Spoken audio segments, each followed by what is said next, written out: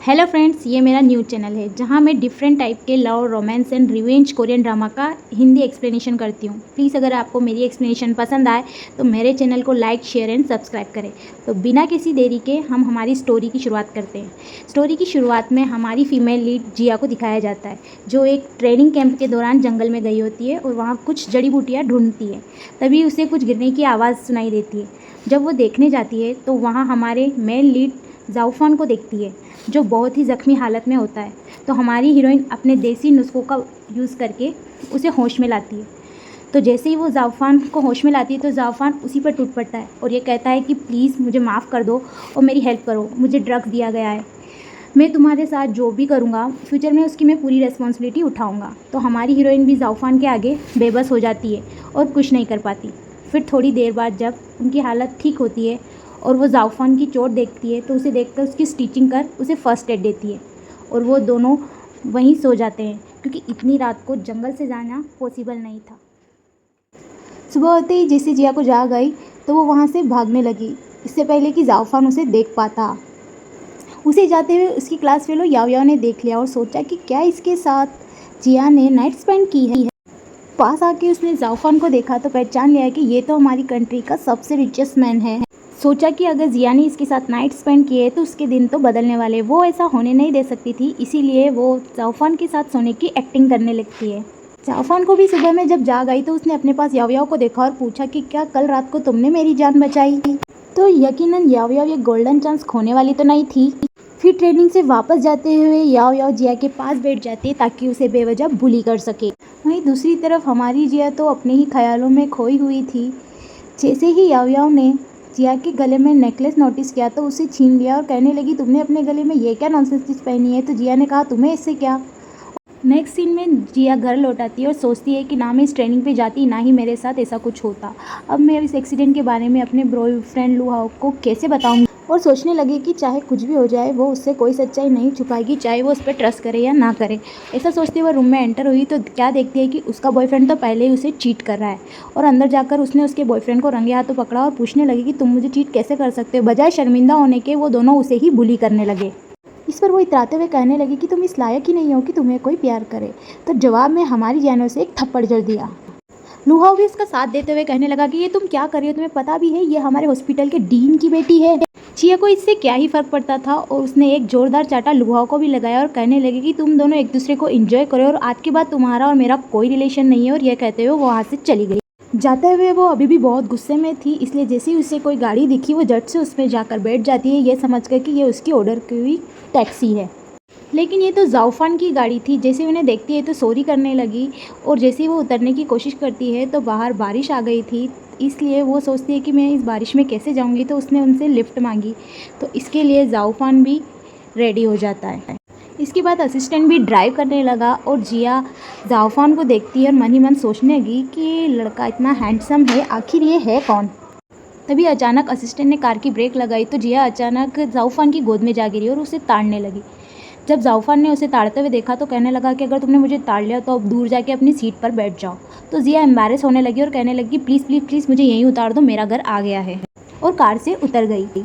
वहीं जाओफान को भी ये लड़की जानी पहचानी लगी तो वो अपने असिस्टेंट को कहने लगा कि याओ याओ को कॉल लगाओ और कहो कि मैं उससे मिलना चाहता हूँ और वो वही पेंडेंट पहन के आए जो मैंने उसे दिया था।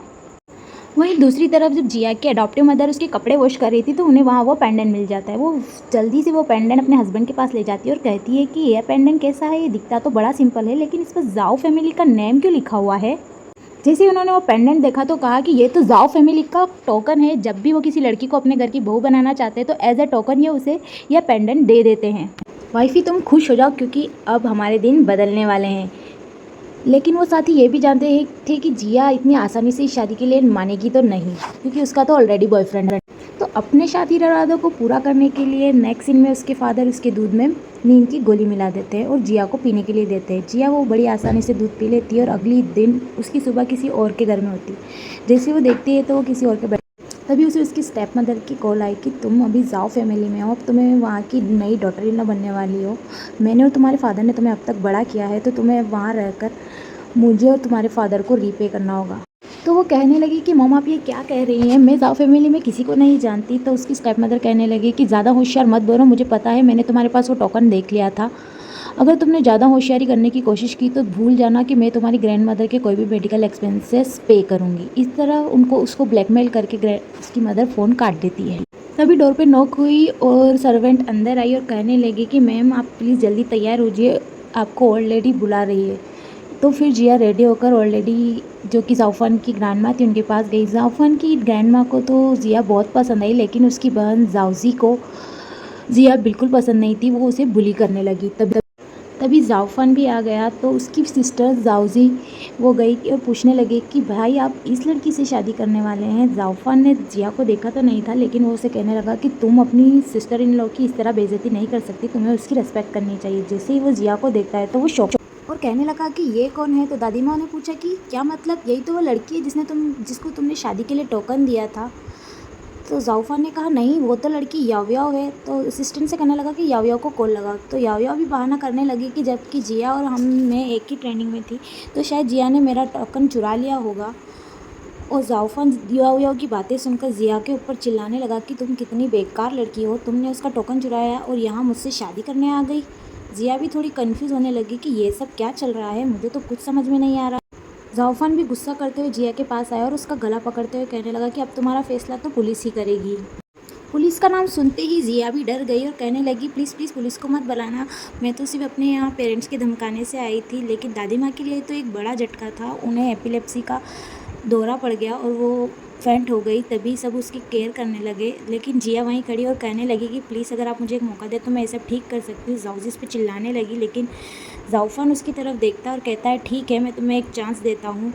और फिर जिया अपने देसी टोटकों का यूज़ करने की सोचने लगी। जैसे ही जाऊफान उसे अपने देसी टोटकों का यूज़ करते हुए देखता है तो उसे वो जानी पहचानी सी लगी और उसे उस पर ट्रस्ट होने लगा कि शायद ये लड़की इतनी भी बुरी नहीं है, शायद इसके पेरेंट्स ने ही इसे ज़बरदस्ती यहाँ भेजा होगा। फिर दादी माँ होश में आ गई और जाऊफान उनसे कहने लगा कि आपको अचानक क्या हो। तो दादी माँ कहने लगी कि मैंने तो तुम्हारी मैरिज के अनाउंसमेंट सब जगह कर दिए, अब तो हमारी बहुत बदनामी हो जाएगी, मैं लोगों को क्या जवाब दूंगी। तो इसमें रही कैसी कसर सर्वेंट आके पूरी कर देती। वो कहने लगी कि ले लीजिए मैडम, उनका मैरिज सर्टिफिकेट आ गया। साउसी कहती है कि कुछ दिनों में भाई इसे डाइवोर्स दे देंगे और ये सब खत्म हो जाएगा। तो अभी जिया कहने लगी कि कोई मेरी बात भी सुनेगा, मैं बताना चाहती हूँ कि सबकी कोई ज़रूरत नहीं है, मैं खुद यहाँ से चली जाऊँगी और सबको बता दूँगी कि ये शादी फेक है और हम दोनों के बीच कोई रिलेशनशिप नहीं है। और वो ऐसा कहकर बाहर जाने लगी। जैसे बाहर गई तो वहाँ मीडिया ने उसे घेर। रिपोर्टर आकर जिया से तरह तरह के सवाल पूछने लगे और उसे घेर दिया और कहने लगे कि क्या आप ही मिसेस जाऊफान हैं, आप दोनों की मैरिज कैसे हुई और आप दोनों मिले कब थे, क्या आपकी मैरिज रजिस्टर है। तभी जाऊफान ये सब कुछ देख के समझ गया और वो जिया को पकड़ते हुए कहने लगा कि तुम बाहर कैसे आ गई वाइफी। तो जिया भी सारी बात समझ गई और जाऊफान का साथ देने लगी और कहने लगी मैं तो सिर्फ घर देख रही थी, पता ही नहीं मैं कैसे बाहर आ गई। और वो उस जिया को लेकर कार में आ गया। अगले कार में ही बैठते जाऊफान जिया से कहने लगा कि यकीनन हमारी शादी तो अब रजिस्टर हो गई है, लेकिन अगर अभी भी मैंने शादी तोड़ी तो हमारी फैमिली की बहुत बदनामी होगी, इसलिए तुम्हें अब मेरी वाइफ बन के ही यहाँ रहना होगा तब तक जब तक कि मैं इस प्रॉब्लम का कोई परमानेंट सोल्यूशन नहीं ढूंढ लेता। इसके लिए जिया भी मान गई। फिर जाऊफान उसे फिर से घर में ले आया था। जिया भी घर देखकर कहने लगी चाहे अगर कितना भी बड़ा हो, एक दिन मुझे यहाँ से जाना होगा। जाफ़न भी अपने असिस्टेंट की तरफ देखते हुए कहने लगा कि जल्दी से यावयाव को कॉल लगाओ और कह दो कि हम अब कुछ दिनों तक नहीं मिल पाएंगे, ताकि वो आगे जाकर किसी भी तरह का मैच क्रिएट ना कर पाए। तभी जिया को उसकी मदर की कॉल आई और वो कहने लगे कि मुझे पता था मेरी बेटी बिल्कुल ठीक होगी। अब जल्दी से धीमी धीमी आवाज़ में कहने लगी कि मेरी प्यारी बेटी, अब तुम जाओ फैमिली की बहू बन गई हो, तो जल्दी से उन्होंने तुम्हें जो एक्सपेंसिव गिफ्ट और मनी दिया है जल्दी से मुझे भेज दो।